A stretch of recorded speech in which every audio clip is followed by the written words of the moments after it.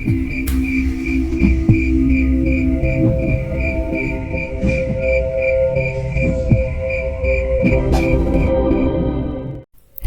benar-benar berubah. Kupikir hidup dengan ayah seorang pengembara saja sudah cukup aneh. Tapi, kini aku mengetahui kenyataan bahwa ayah dulunya adalah patih kerajaan. Bismillah, assalamualaikum. Terima kasih banyak sudah mengikuti fakta sejarah dalam kisah Daryana Putra Sambara part keempat di bagian Indrajaya, sebuah kisah dari Dioseta. Ini dia kelanjutannya di fakta sejarah. Dalam sekejap, aku bisa mengenal panglima-panglima kerajaan yang sangat disegani itu. Tak hanya itu, aku pun tidak menyangka bahwa ilmu bela diri yang kupelajari bersama ayah ternyata menuntunku untuk bisa melindungi orang-orang yang membutuhkan pertolongan. Aku tidak pernah menyangka kalau akan menghadapi setan penunggu bukit. Aku juga tidak pernah menyangka akan menyerbu markas prajurit pengkhianat hanya berdua dengan Pak D. Aji. Tapi entah mengapa, aku menikmatinya. Bukan menikmati masalah, tapi aku menikmati perasaan ketika ilmu yang kupelajari bisa berguna untuk orang lain. Semenjak kaki Taryo pulih, ia jadi semakin sering mampir ke rumah. Ia bilang, ibunya yang menyuruh ke sini untuk membantu ibuku. Karena menurutnya, keluarga kami sudah banyak menolong mereka. Padahal kami sama sekali tidak merasa direpotkan.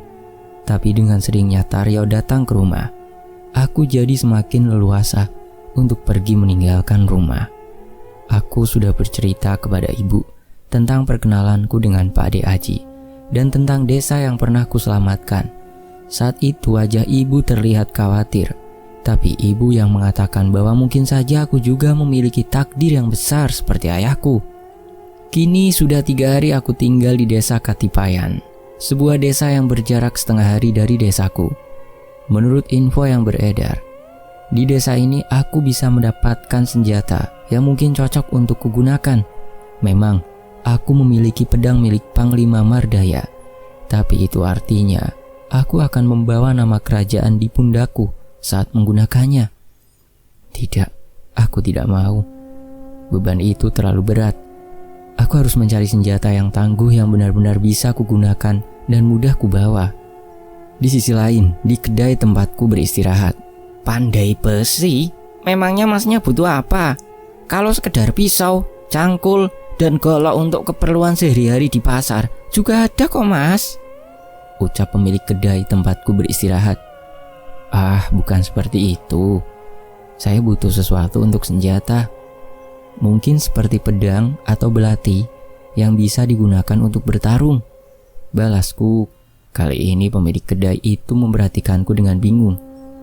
Masnya masih muda loh. Memangnya mau bertarung dengan siapa? Atau masnya mau ikut perang menjadi prajurit relawan? Tanyanya. Aku menggeleng. Enggak mas, saya mau mengembara.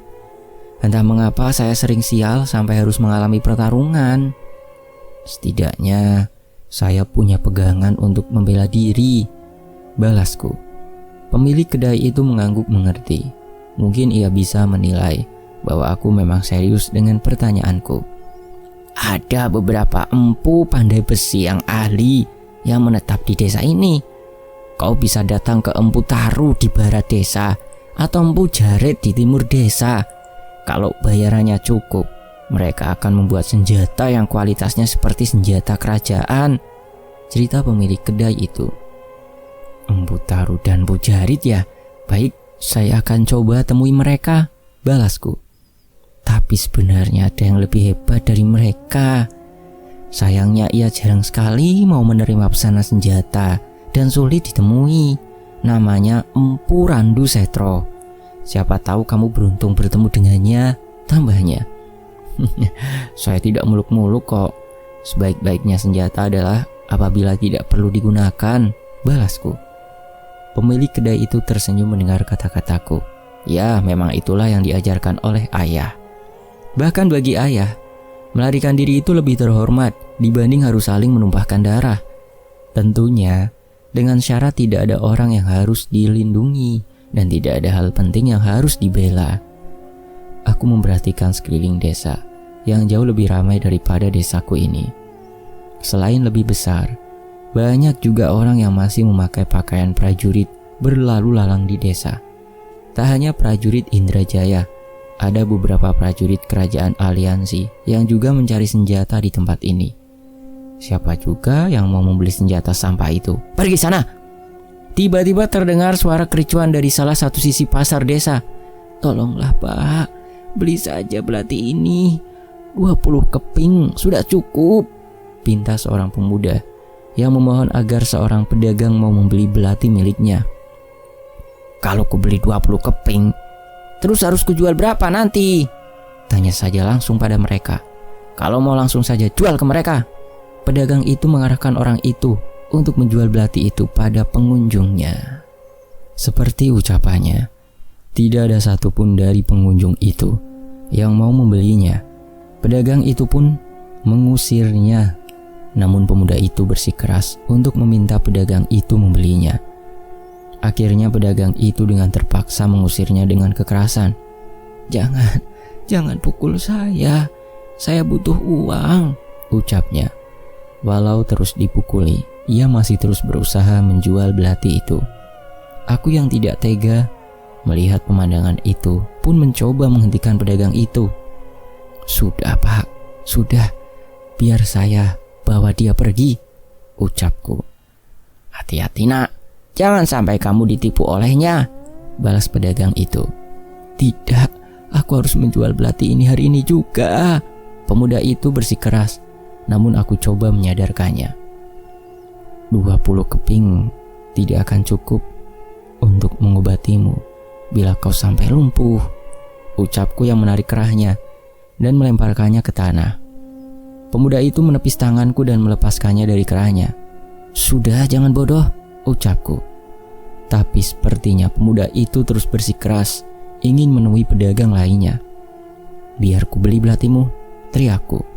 Aku ada 20 keping emas, seharusnya cukup untuk membeli sebuah pedang. Tapi sekilas, belatinya tadi terlalu mahal bila harus dihargai dengan 20 keping emas. Mendengar ucapanku, ia pun berbalik arah dan mengeluarkan sebuah belati yang ia bungkus dengan kain. Benar dugaanku. Ini hanya sebuah belati berkarat yang sama sekali tidak berharga. Aku menebak ia menemukan belati ini di tempat pembuangan. Kau yakin belati ini pantas dibayar 20 keping emas? Tanyaku. Pantas atau tidak, yang terpenting aku butuh uang itu, balasnya. Aku menghela nafas dan menggeleng melihat tingkah keras kepalanya. Sepertinya aku tidak punya pilihan lain. Bila uangku bisa menyelesaikan masalah pertikaian, menurutku itu sepadan. Ini, mau ke apakan uang ini? Ucapku sembari menyerahkan uang sejumlah yang ia minta itu. Bukan urusanmu, ucapnya yang segera pergi setelah menerima uangku. Mungkin aku akan sedikit menyesal. Bisa jadi sisa uangku tidak akan cukup untuk membuat senjata di Pandai Besi. Sementara itu, di sisi lain, ada sebuah bangunan yang cukup besar yang aku datangi sesuai petunjuk penduduk desa. Ini adalah kediaman Mbah Taru, sang pandai besi. Aku bisa memastikannya dari suara pukulan besi yang diulang berkali-kali dari salah satu sisi bangunan. Kula nuwun Pak, apa ini rumah Mbah Taru? Tanyaku berusaha sesopan mungkin. Nggih Mas, ada perlu apa ya? Tanya seorang yang menyambutku. Aku pun menjelaskan maksud kedatanganku dari desa Wirobayan untuk membuat sebuah senjata. Walau mungkin belum mampu menyiapkan bayarannya, setidaknya aku bisa mengetahui berapa biaya yang perlu kupersiapkan. Ngapunten Mas, Mbah Taru itu bisa membuatkan senjata berapapun bayarannya. Beliau akan menyesuaikan dengan uang yang diberikan, jelasnya. Aku cukup lega mendengar penjelasan itu.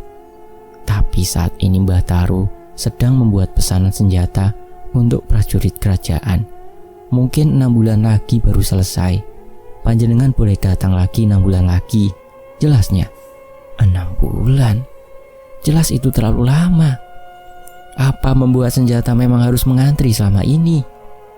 Aku ingin mampir ke kediaman Empu Jarit, tapi sepertinya hari semakin malam. Aku pun memutuskan untuk beristirahat di penginapan dan ke tempat Empu Jarit besok pagi. Brak. Menjelang pagi aku terbangun dengan suara yang muncul dari luar kamar. Derap langkah beberapa orang terdengar memasuki penginapan dengan cepat. Ada sedikit keributan yang kudengar dari luar. Namun itu tidak lama. Suara itu terdengar segera meninggalkan penginapan. Aku mengira mereka adalah pelanggan yang ingin menginap, namun tidak mendapatkan kamar. Tapi ternyata aku salah. Saat aku terbangun di pagi hari, aku tidak menemukan pemilik penginapan di tempatnya. Aku berniat berpamitan, karena hari ini aku sudah harus kembali ke rumah. Sembari menunggu pemilik penginapan, aku mendengar suara keramaian dari arah alun-alun desa. Banyak prajurit berkuda di sana. Ada apa ya? Terdengar suara beberapa orang yang bergunjing sembari bergegas ke alun-alun desa. Aku pun berpikir, apakah mungkin pemilik kedai juga sedang menyaksikan apa yang sedang ramai di sana? Mungkin tidak ada salahnya aku ke sana dan kembali lagi nanti. Kerumunan mulai terbentuk di alun-alun desa. Pasar yang sebelumnya digunakan untuk berjualan kini ramai dengan orang yang menonton sesuatu. Mereka tidak bersorak riang seperti sedang menonton pertunjukan. Sebaliknya, mereka melihat ke tengah lapangan dengan khawatir. Ada 3 orang pria diikat di tiang tengah lapangan. Mereka adalah pengkhianat kerajaan. Dengan beraninya mereka menyembunyikan buronan kerajaan, teriak salah satu prajurit. Tuan, saya tidak menyembunyikan siapapun. Saya hanya melayani siapapun yang datang ke penginapan saya, ucapnya. Aku mengenal orang itu. Ia adalah pemilik penginapan, dan di sebelahnya adalah pemilik kedai tempatku menghabiskan waktu kemarin. Tidak usah mengelak, saksi mata sudah ada. Kalian harus dihukum mati atas perintah kerajaan, teriak prajurit itu. Pemilik penginapan dan pemilik kedai itu pun memohon ampun kepada mereka, tapi tidak dengan pria yang satunya lagi. Cih, kau mau menuduh kami menyembunyikan buronan? Kami tahu sebenarnya kalian hanya takut kami membocorkan kebusukan kalian yang diceritakan oleh orang itu kan? Teriaknya. Orang itu begitu berani. Walau sedang dalam kondisi terikat, ia malah menantang prajurit itu. Aku pun merasa ada yang aneh dengan para prajurit itu. Sudah jelas hukuman di depan umum seperti ini dilarang di kerajaan ini. Hukuman di depan umum hanya boleh dilakukan di halaman istana. Habisi orang itu terlebih dahulu, perintah prajurit itu. Salah seorang prajurit pun menarik pedangnya dan mendekat ke arah pemuda itu. Merasa satu nyawa akan melayang, aku pun memberanikan diri untuk menghadang serangan prajurit itu. Jangan tuan, sepertinya mereka tidak bersalah, teriakku yang segera menghadang prajurit itu. Prajurit itu pun menghentikan pedangnya dan menoleh kepada pimpinannya. Saya kenal mereka. Pemilik penginapan dan pemilik kedai adalah orang baik. Mereka tidak mungkin berkhianat, ucapku. Pemimpin para prajurit itu pun mendekat ke arahku. Mereka sudah terbukti salah. Tugas kami hanya menghukumnya. Minggir, perintahnya. Kerajaan memiliki peraturan bahwa sudah tidak ada lagi eksekusi di depan umum. Kalaupun ada, hanya terjadi di halaman istana. Itu pun harus ada surat keputusan dari Dewan Istana, ucapku. Mendengar ucapanku, pemimpin para prajurit itu pun semakin kesal. Ia pun menarik pedangnya dan mengacungkannya kepadaku. Akulah hukum di tempat ini. Pimpinan 100 prajurit Batalion Brasma Gunawatara. Ucapanku adalah mutlak, ucapnya. Mendengar ucapannya, warga yang sebelumnya tidak setuju dengan perbuatan mereka pun gentar dan mundur. Aku juga tidak menyangka Panglima Brasma memiliki prajurit yang sesombong ini. Titah raja adalah mutlak. Beliau membuat peraturan yang seadil-adilnya untuk rakyat. Bukankah yang kau perbuat berarti melanggar titah raja? Balasku. Bocah tengik, singkirkan dia, perintah pimpinan prajurit bernama Watara itu. Beberapa prajurit mencoba menyeretku, namun aku menghalau mereka dan memasang kuda-kuda sebagai tanda aku tidak akan menyingkir tanpa perlawanan. Sudah nak, kasihan kamu kalau sampai mati sia-sia. Beberapa warga mencoba merayuku untuk mundur. Iya, sudah jangan nekat, ucap seorang ibu yang ikut menonton keramaian ini. Aku pun menoleh kepada mereka sebentar dan kembali waspada. Maaf Bu, melindungi nyawa manusia itu sama sekali bukan perbuatan sia-sia, balasku. Pimpinan prajurit bernama Watara itu pun semakin kesal melihatku. Jangan salahkan kalau kau sampai mati, ucap Watara. Dua orang prajurit mulai menarik pedangnya dan mencoba menyerangku. Tapi sebelum pedang itu mendekatiku, tiba-tiba mereka terhenti dengan lemparan batu yang mendarat tepat di kepala mereka berdua. Gunawatara? Aku tidak pernah mendengar nama ini di batalion Panglima Brasma. Terdengar suara seseorang yang mendekat ke arahku. Jelas sekali aku mengenal suara itu. Pak De Aji, tanyaku. Ikut campur urusan orang sepertinya sudah menjadi hobimu ya, tegur Pak De Aji. Bukan begitu Pak De. Belum sempat aku berbicara, Pak De Aji menahanku dan menghampiri untuk berhadapan dengan Watara. Siapa kau berani ikut campur? Tanya Watara. Pak De Aji mengeluarkan sebuah pedang dengan ukiran yang khas. Aku tahu dengan jelas pedang itu merupakan tanda dari pasukan salah satu panglima.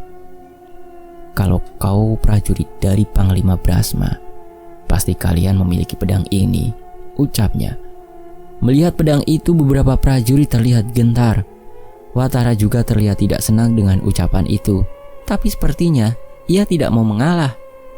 Prajurit rendahan sepertimu tahu apa? Ucap Watara sombong. Aku tahu yang diucapkan bocah ini tidak ada yang salah. Bila kalian masih melanjutkan, aku pastikan apa yang kalian lakukan akan sampai ke telinga Panglima Brasma, balas Pak De Aji. Aneh, seharusnya bila mereka satu batalion mereka akan saling mengetahui. Apa mungkin Watara hanya menggunakan nama besar Panglima Brasma untuk menyembunyikan nama panglimanya yang sebenarnya?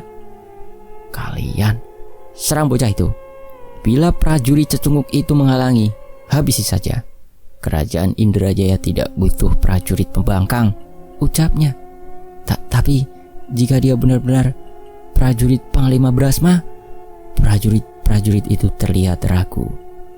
Sepertinya mereka lebih bisa berpikir rasional dibanding Watara. Kalian melawan perintahku? Bentak Watara. Tidak, tapi kami juga tidak mau berurusan dengan Panglima Brasma. Jelas pedang itu adalah pedang dari prajurit Panglima Brasma, balasnya. Watara pun geram. Ia pun mendekat ke arah kudanya dan mengambil sebuah benda yang ia pasang di lengannya. Setelahnya, Watara mendekat ke arah prajurit itu dan menggenggam wajahnya. Perintahku adalah mutlak, ucapnya sembari memindahkan tangannya ke tiga wajah prajuritnya. Seketika raut wajah ketiga prajurit itu berubah. Wajahnya penuh amarah dengan tatapan mata yang kejam. Mereka sama sekali tidak ragu lagi untuk menarik pedangnya. Pak De Aji, hati-hati, ada sesuatu yang merasuki mereka, ucapku yang jelas merasakan ada beberapa bayangan yang mengendalikan prajurit itu. Kamu bisa melihat itu? Tanya Pak De Aji. Iya Pak De. 3 buah pedang menyerang Pak De Aji secara bersamaan. Dengan tangkas, Pak De menangkis ketiganya. Tapi sepertinya ia akan kewalahan melawan mereka sendirian. Aku pun menyerang dan memisahkan salah satu dari prajurit itu untuk menghadapinya. Sayangnya, ternyata mereka cukup tangguh. Jauh berbeda dari prajurit yang sebelumnya pernah kulawan. Sulit melawan mereka dengan tangan kosong. Sayangnya, pedang Panglima Mardaya aku tinggal di rumah. Saat ini hanya belati berkarat yang kubawa di kantungku. Tak ada pilihan lain. Aku pun menggunakan belati itu untuk menepis serangan dari prajurit yang melawanku. Belati apa itu? Kau meremehkan prajuritku? Ledek Watara. Kudiamkan saja ledekan itu dan kubalaskan dengan mementalkan prajurit itu hingga berbenturan dengan kuda prajurit Watara. Kemenangan sebuah pertarungan tidak ditentukan dari senjatanya, balasku. Walaupun geram, kini ia mencabut pedangnya dan bersiap menyerangku. Coba buktikan ucapanmu. Aku menangkis pedang Watara dengan belati di tanganku. Tapi yang terjadi aku malah terpukul mundur. Sepertinya aku sudah salah memprovokasi orang ini. Pak De Aji yang melihatku terdesak mengambil sebuah kendi kecil dari pinggangnya dan melemparnya hingga jatuh dan pecah di tanah.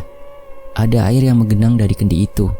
Sembari melawan kedua prajurit tadi, ia membacakan sebuah ajian dan merubah genangan itu menjadi uap dan meniupkannya kepada kedua prajurit itu dan ke arah kami. Aku tidak merasakan apapun dari uap air itu, tapi aku menyaksikan ada asap hitam yang keluar dari ketiga prajurit tadi. Mereka pun mulai ragu untuk menyerang kami. Pak Aji menggunakan kesempatan itu untuk menghalau serangan Watara dan memberi kesempatanku untuk bernafas. "Jangan diam saja, serang mereka," perintah Watara.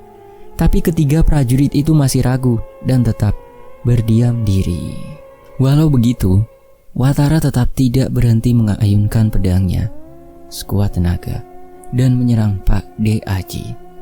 Tapi Pak Aji tidak lengah. Sebaliknya ia malah menajamkan serangannya dan mementalkan lengan Watara. Aku yang telah bersiap pun melihat celah itu berganti posisi dengan Pak Aji dan melancarkan sebuah tendangan yang kubentuk dengan seluruh kekuatanku. Watara pun terpental setelah tendanganku mendarat tepat di dadanya. Ia kesulitan untuk bernafas, namun masih mencoba untuk berdiri. Serang mereka!" perintah Watara. Ketiga prajurit itu hanya diam dengan ragu. "Kalian semua, serang!" Watara memerintahkan sisa prajurit di belakangnya untuk menyerang, tapi mereka juga enggan. Aku yakin mereka juga tahu bahwa Pak Aji benar-benar berasal dari batalion Panglima Brasma dan tidak berani macam-macam. "Sudah, kita pergi saja Tuan Watara," ucap salah satu prajurit. Bukannya mengikuti saran yang tepat itu, ia malah memandang dengan kesal prajurit itu dan mendekatinya. "Pergi? Kau saja yang pergi," ucap Watara. Tapi ucapannya itu disusul dengan mulut prajurit itu yang berlumuran darah. Pedang Watara menembus tubuh prajurit itu. "Biadab, dia anak buahmu!" teriakku. "Anak buah yang tidak ada gunanya lebih baik mati saja," ucapnya.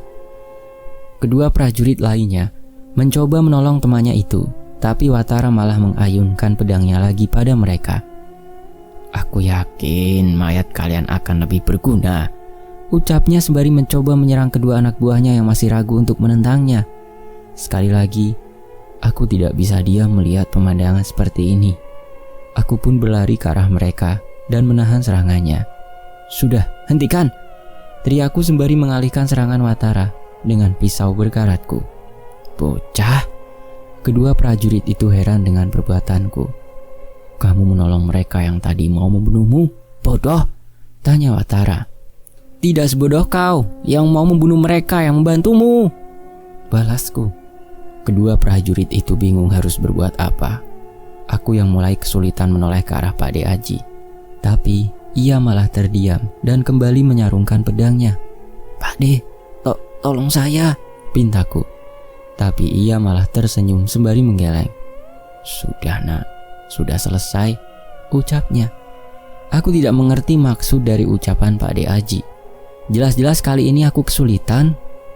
Tapi tak lama setelah itu, aku mendengar suara dera prajurit berkuda yang mendekat ke arah kami. Bersamaan dengan itu, sebuah anak panah melesat dan menancap tepat di telapak tangan Watara. Siapa mereka?" teriak Watara. Sekumpulan prajurit Watara itu pun seketika menyingkir dan membuka jalan untuk sekumpulan pasukan berkuda yang lewat itu. "Panglima Brasma!" Prajurit Watara ketakutan dan segera berlutut kepada pemimpin pasukan berkuda itu. Tak salah lagi, ia adalah Mas Brasma. Melihat sosok Mas Brasma, seketika Watara gentar. Ia hanya mampu menahan sakit di tangannya sembari menatap takut padanya. Panglima, kami sedang..." Mas Brasma hanya melewatinya tanpa berkata sepatah kata pun. Ia pun turun dari kudanya dan mendekat ke arah kami. Namun Pak Aji malah meninggalkanku dan melepaskan ketiga tahanan tadi. Melihat semua orang di tempat itu berlutut, spontan aku pun ikut berlutut. Tapi saat menghampiriku, Mas Brasma malah memukul kepalaku. "Gak usah ikut-ikutan," ucapnya. Maaf Mas, gak enak kalau berdiri sendirian," balasku bingung. Seketika wajah Watara, para prajurit, dan warga desa pun bingung melihat keakraban kami. "Kau memang harus berlutut," tapi bukan kepadaku, ucapnya. Ia pun berjalan menghadap kepada Pak De Aji dan berlutut di hadapannya. Saat itu juga, seluruh prajurit Panglima Brasma ikut berlutut menunjukkan hormatnya pada Pak De Aji. Aku melihat pemilik kedai dan pemilik penginapan bingung dengan siapa yang menolongnya. Tapi, seorang pemuda satunya lagi tidak ragu untuk meletakkan lututnya di tanah dan berlutut pada Pak De Aji. "Hormat saya, Paduka Raja Indrajaya," ucapnya. Tunggu, aku tidak salah dengar. Paduka Raja Indrajaya? Tapi itu Pak De Aji. Watara dan prajuritnya pun panik mendengar ucapan itu. Ia tidak mungkin mengira ucapan pemuda itu adalah sebuah kebohongan setelah melihat seorang Panglima Besar Brasma berlutut pada seseorang. Aku yang tidak mengerti pun segera mendekat ke Pak De Aji. Tapi Mas Brasma melirikku dan memperingatkanku untuk lebih hormat padanya. Aku pun ikut berlutut sementara Pak De Aji malah meminta aku dan Mas Brasma untuk berdiri. "Maafkan kami, Paduka Raja. Kami pantas dihukum," ucap prajurit-prajurit yang tadi bertarung dengan kami. Pak De Aji pun mengajak kami menghampiri prajurit-prajurit itu. "Brasma, mereka hanya prajurit yang salah pimpin. Beri mereka hukuman sewajarnya dan jadikan mereka berguna," ucap Pak De Aji, atau lebih tepatnya Raja Indrajaya. Aku jadi bingung. Maafkan saya, Paduka Raja. Saya janji akan menebus perbuatan saya dengan mengalahkan banyak pasukan musuh, ucap Watara. Tapi Pak De Aji hanya membuang mukanya. Ia menoleh ke arah Panglima Brasma. "Kau tahu apa yang harus dilakukan?" ucap Pak De Aji. Mas Brasma pun mengangguk. Sepertinya ia bisa membaca kekesalan Pak De Aji. "Aku bisa memaafkan setiap serangan yang kalian arahkan kepadaku, tapi membunuh teman sendiri adalah kesalahan yang tidak bisa kumaafkan," balasnya. Seketika wajah Watara terlihat pucat. Ia benar-benar ketakutan. Sementara itu kedua prajurit Brasma segera mengambil rantai dan mengikat Watara. "Bawa orang ini ke markas. Biar aku yang menyampaikan pesan pada panglimanya," perintah Mas Brasma. Beberapa prajurit pun membawa Watara pergi. Keempat prajurit menaiki kuda, sementara Watara berjalan kaki di belakang keempat prajurit berkuda itu dengan rantai yang terikat padanya. Walau sosok yang mengancam nyawaku sudah pergi, aku belum bisa bernafas lega. Saat ini aku bingung dengan keberadaan Pak De Aji di dekatku. Pak De Aji?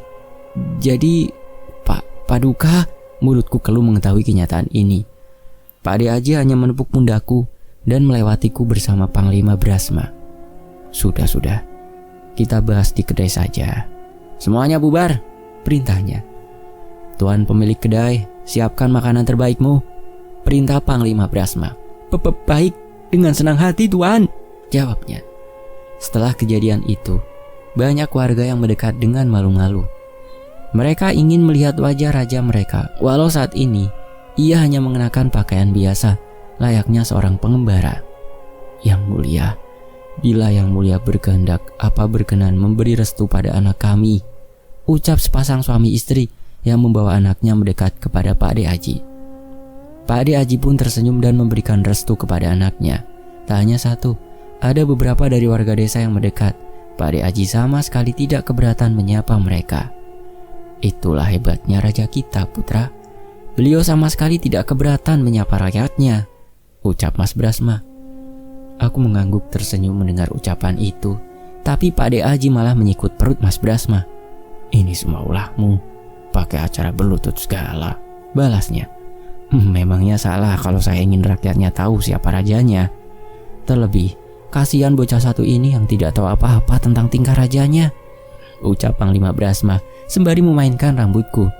Jelas aku tidak bisa menjawab apa-apa. Saat ini, di sebelahku ada seorang panglima besar dan ada seorang raja dari kerajaan tempatku tinggal. Malah kalau kata ibu, malah seharusnya aku berjalan dengan berjongkok bila menemui seorang raja. Tapi kenapa jadi seperti ini? Menu di kedai ini tidak seperti kemarin-kemarin. Kali ini ada ayam ingkung, berbagai ikan bakar, dan sayuran yang lengkap. Aku yakin ini semua karena keberadaan dua orang ini. Di dapur kedai aku juga melihat warga desa membantu pemilik kedai untuk mempersiapkan makanan terbaik untuk disajikan. Pastikan kau bayar ini semua, ucap Pak De Aji pada Mas Brasma. Bayaranku akan cukup untuk membayar seluruh makanan di kedai ini selama sebulan, balas Mas Brasma dengan santai.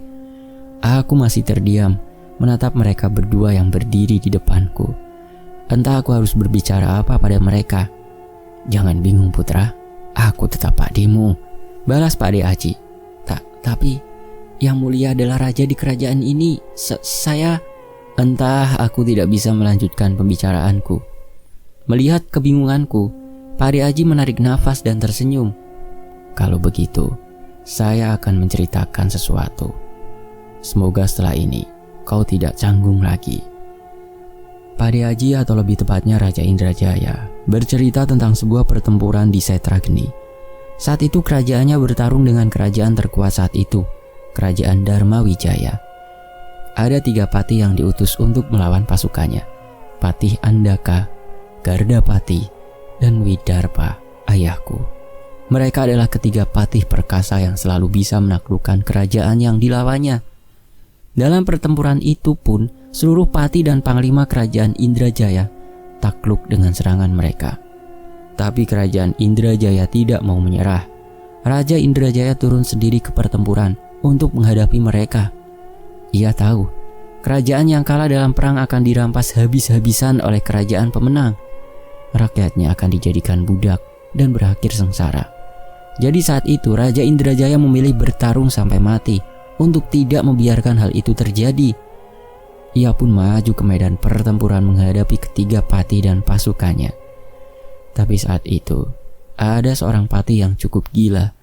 Ia menahan kedua temannya dan menantang Raja Indrajaya untuk bertarung 1 lawan 1 dengan taruhan. Bila ia bisa menang, seluruh wilayah kerajaan Indrajaya akan menjadi miliknya. Kedua patih itu pun setuju karena menurut mereka, jika patih itu kalah dan mati, maka wilayahnya akan menjadi milik mereka berdua. Kamu pasti bisa menebak siapa patih itu? Tanya Pak De Aji alias Raja Indrajaya. Enggak mungkin itu bapak, tanyaku. Ia pun mengangguk tersenyum. Widarpa Dayusambara, aku tidak akan lupa kejadian itu, ucapnya. Patih Widarpa menancapkan pusakanya di tanah dan menghadapi Raja Indrajaya dengan tangan kosong. Padahal saat itu Raja Indrajaya bertarung menggunakan pusaka terkuat milik kerajaannya. Dan bahkan Raja Indrajaya menggunakan ilmu yang bisa mengorbankan dirinya sendiri. Tapi ternyata bapak menang. Ia pun mengusir kedua patih lainnya dan menyatakan bahwa kerajaan Indrajaya adalah wilayahnya. Namun, alih-alih merampas dan menguasai kerajaan Indrajaya, bapak malah memulihkan luka Raja Indrajaya dengan menggunakan pusakanya dan mengembalikan kekuasaannya. Tak hanya itu, bapak juga menaruh pasukan dan orang kepercayaannya untuk membersihkan kerajaan ini dari pejabat dan prajurit yang berniat jahat. Kalau tidak ada ayahmu, mungkin kerajaan ini tidak akan seperti ini. Banyak rakyat akan mati karena dijadikan tumbal. Jelas Raja Indrajaya. Aku pernah mendengar kisah ini dari Mas Brasma, tapi soal pertarungan mereka berdua, aku baru saja mendengarnya. Tidak mungkin, aku tidak percaya. Tidak mungkin bapak bisa mengalahkan yang mulia Raja Indrajaya yang sedang menggunakan pusaka terkuat kerajaan. Sebuah timun lalapan utuh melayang ke hadapanku. Dibilang, jangan yang mulia, panggil Pak De saja, ucap Pak De Aji. Iya Pak De, ucapku. Memang kurang ajar bapakmu itu. Tiba-tiba seseorang mendekat ke arah kami. Aku mengenal wajahnya. Ia adalah salah satu orang yang ditawan di alun-alun tadi. Maksudnya? Tanyaku bingung. Terlebih orang itu tidak ada rasa canggungnya terhadap Panglima Brasma dan Raja Indrajaya. Bisa-bisanya dia mempecundangi pusaka yang kubuat, ucapnya. Aku mengernyitkan dahi mendengarnya. Pusaka? Orang ini adalah pembuat pusaka? Jangan asal nyambung. Kenalin dulu kau siapa, tegur Mas Brasma. Orang itu malah tertawa sembari mengambil piring makan untuk dirinya.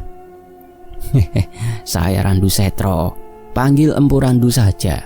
Sayalah yang membuat senjata pusaka untuk orang-orang ini, ucapnya. Sekali lagi aku terkejut. Hampir saja aku menyemburkan air yang ada di mulutku. Empu? Tapi wajahnya masih sangat muda. Bahkan mungkin hanya selisih 10 tahun denganku. Jangan tertipu sama wajahnya. Aslinya dia yang paling bau tanah di antara kita, ledek Raja Indrajaya. Tongkatmu jadinya 3 tahun lagi ya yang mulia, ucap Empu Randu tiba-tiba. Aku guyon loh, bercanda. Gitu aja tersinggung, balas Pak De Aji. Tenang, ini sudah saya bawa. Dari kekuatannya harusnya bisa bertahan sampai 7 turunan, ucapnya. Sudah, nanti saja. Kita makan dulu, ucap Pak De Aji. Mas Brasma pun ikut tertawa mendengar perbincangan mereka. Dan aku masih dengan wajah bodohku yang belum percaya bisa makan semeja dengan seorang raja. Tapi, kenapa Pak De mengenalkan diri dengan nama Aji? Tanyaku penasaran. Pak De tersenyum sejenak dan meminum teh dari cangkirnya. Aji adalah nama salah satu prajurit Brasma, ucapnya.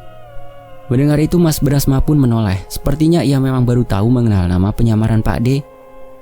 Prajurit itu mengorbankan nyawanya untuk menolong saya. Saat mengetahui ada penyusup yang masuk untuk membunuh saya di markas Brasma, Aji berinisiatif mengenakan pakaian kebesaran saya dan bertarung dengan penyusup itu hingga meregang nyawa. Jelas Pak De. Mas Brasma menarik nafas. Matanya berkaca-kaca mengingat kejadian itu. Selain berhasil menyelamatkan nyawa saya, kematiannya membeberkan fakta bahwa ada orang dalam kerajaan yang mencoba memberontak. Tidak mungkin saya merupakan orang itu. Jelas Pak De. Dia juga prajurit yang hebat. Seharusnya ia tidak akan mati bila hanya dikeroyok prajurit biasa. Ada sosok gelap yang membantu penyusup itu yang mengakibatkan kematian Aji. Tambah Mas Brasma. Pak De menghela nafas mengingat kejadian itu. Sepertinya ia juga sempat akrab dengan prajurit bernama Aji itu. Saya sangat bangga menggunakan namanya dalam penyamaran, termasuk pedang ini. Ini juga miliknya. Jelas Pak De. Sekali lagi aku mendengar cerita yang membuatku berdebar. Ternyata ada cerita itu di balik nama penyamaran Pak De Aji. Jadi selama penyamaran tetap panggil saja Pak De Aji. Kalau sudah seperti ini, panggil Pak De Indra juga tidak masalah. Jelasnya, Pak De Indra, aku memanggil nama seseorang raja dengan sebutan Pak De. Taryo pasti tidak akan percaya dengan cerita ini. Lantas apa tujuanmu ke desa ini, putra? Tanya Empu Randu. Membeli senjata, Mas. Empu, balasku. Sudah dapat? Tanyanya. Aku menggeleng. Bukannya ada pedang dari Mardaya, sahut Mas Brasma. Ada lambang kerajaan di sana. Kalau saya menggunakan pedang itu seenaknya, bisa saja membawa masalah untuk Mas Mardaya, balasku. Mas Brasma mengangguk setuju. Ya sudah, biar ku buatkan, ucap Empu Randu. Yang benar. Tapi sisa uangku tidak banyak, jelasku. Aku pun menceritakan tentang kejadian kemarin saat aku terpaksa membayar sebuah belati berkarat seharga 20 keping emas untuk menghindari pertikaian. Aku tidak butuh uangmu. Kau punya uang sebanyak apapun juga tidak akan kubuatkan. Justru bayaran yang pantas adalah belati berkarat itu, balas Empu Randu. Hah? Belati ini? Ucapku yang segera mengeluarkannya dari pinggangku. Empu Randu segera merebutnya dariku dan memperhatikannya. Aku menceritakan pada putraku bahwa belati ini tidak ternilai harganya. Ia bisa membawa takdir seseorang ke jalan yang tepat. Tapi dia malah menjawab bahwa belati ini tidak berharga. Bahkan dijual dengan harga 20 keping emas saja tidak ada yang mau, ucapnya. Berarti pemuda itu anak dari Empu Randu? Tanyaku. Empu Randu mengangguk. Jangan terkecoh, putra. Pemuda itu pasti anak dari istri tidak sahnya. Ledek Mas Brasma. Berisik. Banyak istri adalah syarat agar aku awet muda, balas Empu Randu. Penipu, ledek Mas Brasma lagi. Rupanya pemuda itu memang anak Empu Randu. Dia juga mengakui bahwa pemuda itu anak dari istri ketiganya yang tidak hidup serumah dengannya. Kenapa dia sampai menjual pisau itu? Tanyaku. Empu Randu pun menghela nafas mendengar pertanyaanku. Dia dan ibunya memiliki harga diri yang tinggi. Mereka sama sekali tidak mau hidup dari hartaku. Sudahlah, ceritanya merusak suasana. Ayo lanjut makan saja, balasnya. Aku pun menghargai keputusan Empu Randu untuk tidak menceritakan tentang anaknya itu. Tapi ia berjanji akan membuatkan senjata untukku. Saat sudah jadi, ia akan menyuruh orang untuk menghantarkannya padaku. Acara makan itu berlangsung cukup lama. Kami mengobrol cukup panjang dan aku pun akhirnya menjadi akrab dengan pemilik kedai dan penginapan. Bahkan pemilik penginapan mempersilahkanku untuk menginap kapan saja di tempatnya dan tidak mau menerima bayaran. Sebelum langit gelap, aku pun ingin berpamitan untuk segera kembali ke desa Wirobayan. Aku tidak ingin membuat ibu untuk lebih khawatir. Belum sempat kami berpisah, tiba-tiba seorang prajurit berlari mendekat dan berlutut di hadapan mereka. "Panglima!" Prajurit itu memanggil dengan terengah-engah. "Lapor, sebaiknya tuan-tuan dan semuanya tidak meninggalkan desa terlebih dahulu," ucapnya. Mas Brasma dan Pak Indra pun bertatapan mendengar ucapan prajurit itu. "Jelaskan," perintah Pak Indra. "Watara, dia berhasil kabur saat akan dibawa ke penjara," ucapnya. Prajurit itu menceritakan bahwa di tengah perjalanan mereka disergap oleh seorang manusia bertubuh hitam dan berbadan besar. Keempat prajurit yang mengawal Watara tak mampu berkutik melawannya. Saat makhluk itu mendekat, prajurit itu sama sekali tidak bisa bernafas hingga wajahnya membiru. Padahal makhluk itu tidak melakukan apapun dan hanya melewati mereka berempat saja. Akhirnya, makhluk itu pun melepaskan Watara dan membawanya pergi. Beberapa waktu kemudian, terjadi serangan pada beberapa prajurit yang berpatroli di sekitar desa. Mereka diserang makhluk yang bertubuh hitam dengan lidah menjalar, dengan taring dan kuku yang tajam. Banyak prajurit terluka parah. Tapi beberapa saksi mengaku bahwa melihat makhluk itu berpakaian seperti prajurit Watara. "Ilmu hitam lagi," gumam Pak Indra. Mas Brasma pun berpikir sejenak dan meminta prajurit itu berdiri. Bentuk formasi di mana setiap kelompok terdiri dari 10 pasukan. Bawa ahli mantra di antara mereka. "Pastikan makhluk itu tidak menyerang warga desa," perintah Mas Brasma. Dalam hitungan menit suasana desa pun mulai berubah. Kami yang sebelumnya merayakan kebersamaan malah berubah menjadi pertempuran yang harus menjadi tegang dengan teror yang ada di luar desa. "Tabib, bawa tabib ke sini!" Tiba-tiba terdengar suara teriakan beberapa prajurit yang baru saja masuk ke desa. Mereka membawa beberapa temannya yang terluka di atas kuda hingga di dalam gerobak. Banyaknya darah menetes di jalan menceritakan seberapa parah lukanya. "Luka cakaran," gumam Empu Randu. "Aku pernah mendengar cerita seperti ini dari Bapak, tentang adanya manusia yang berubah menjadi setan setelah menyerahkan dirinya pada iblis." Makhluk jadi-jadian. "Apa Watara sudah menyerahkan tubuhnya pada iblis?" gumamku. "Kau tahu tentang itu?" tanya Mas Brasma. Aku mengangguk. Aku juga sempat mengingat apa yang terjadi di pertarungan bersama Pak Indra sebelumnya. Tadi saat bertarung, Watara mengenakan gelang pusaka dan membuat ketiga prajuritnya dirasuki makhluk yang membuat mereka menurut pada Watara. Mungkin ia memang menggunakan ilmu seperti itu, jelasku. Pak Indra mengangguk setuju mengkonfirmasi ceritaku. Kami pun menghampiri ke perbatasan desa, menyambut prajurit-prajurit yang terluka, sembari membawa obat-obatan ringan yang bisa kami gunakan untuk memberikan pertolongan pertama. Sayangnya, korbannya tidak sedikit. Ada lebih dari 10 orang prajurit Mas Brasma yang kembali dengan terluka. Saat itu, langit semakin memerah. Seluruh prajurit yang terluka sudah dirawat di dalam desa. Tapi saat itu ada yang menahan kami berempat di sana. Ada sosok yang mendekat ke arah kami. Sosok manusia dengan tubuh yang menghitam, dengan lidah yang memanjang dan taring yang tajam. Tangannya lebih panjang dari manusia biasa hingga melebihi lututnya. Rambutnya tak berbentuk, namun ada bekas hiasan prajurit di kepalanya. Benar ucapan prajurit tadi.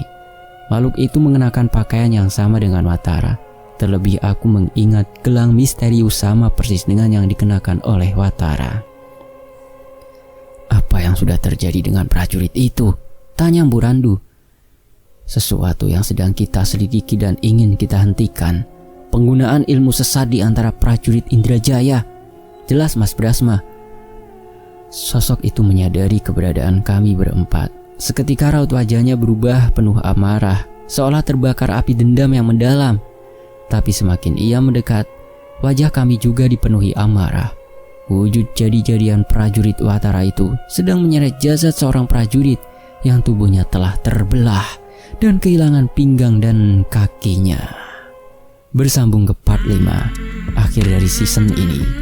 Terima kasih sudah membaca part ini hingga akhir. Mohon maaf atas salah kata atau intonasi dalam berdialog di dalam kisah ini. Saya pamit undur diri, terima kasih untuk penulisnya, Dioseta, dan terima kasih untuk teman-teman yang sudah menyimak sejauh ini di Fakta Sejarah. Saya pamit, wassalamualaikum warahmatullahi wabarakatuh. Sampai jumpa di bagian berikutnya.